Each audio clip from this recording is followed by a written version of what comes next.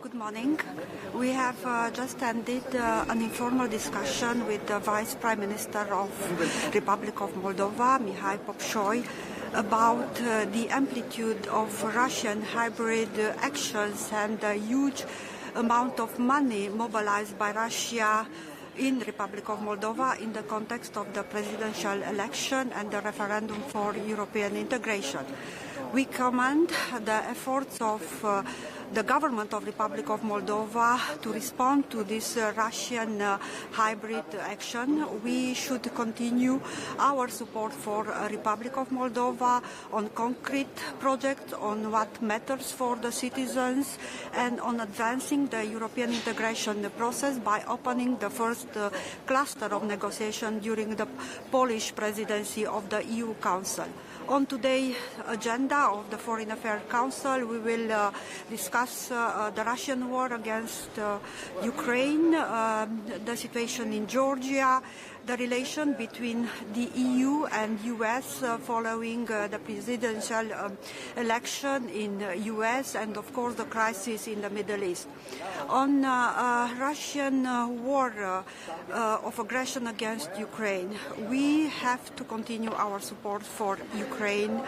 We have seen the cynical and massive attacks of Russia against the energy infrastructure in Ukraine ahead of a cold winter, so it's of paramount to continue our support for Ukraine in the military field, but also in the energy field. I think that European security is under threat as well, taking also into consideration the unprecedented support by Russia of external actors.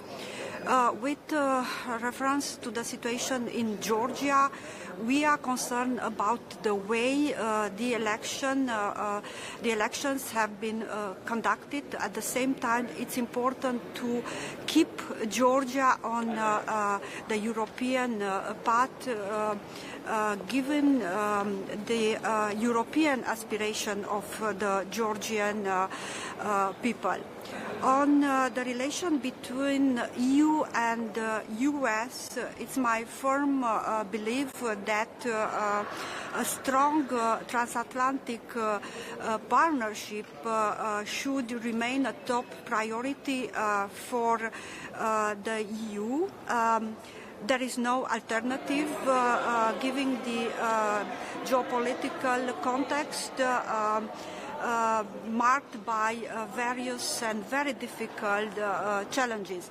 It is also very important for us as Europeans to coordinate our efforts in approaching and in engaging with the new US administration. On the crisis in the Middle East, it is important to continue our diplomatic efforts to de-escalate, but also to reach a permanent ceasefire both in Gaza and Lebanon, with the release of all hostages, but also with continuing our humanitarian support for the population, for the most vulnerable groups affected both in Gaza and Lebanon. This is what Romania is doing. Romania has brought children for Gaza to be treated in the Romanian hospitals. Romania has provided humanitarian support for Gaza and for the population in Lebanon. Thank you. For the Middle East, just a quick question, Minister.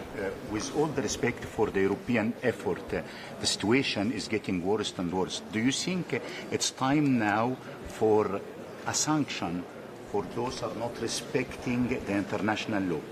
It is important to continue, as I said, our diplomatic efforts first of all, to de-escalate, to engage with all the actors in the regions to find solutions. I think the first step is to reach a permanent ceasefire and then to work both on the releasing the hostages, but also helping the population there, both in Gaza and Lebanon. Thank you.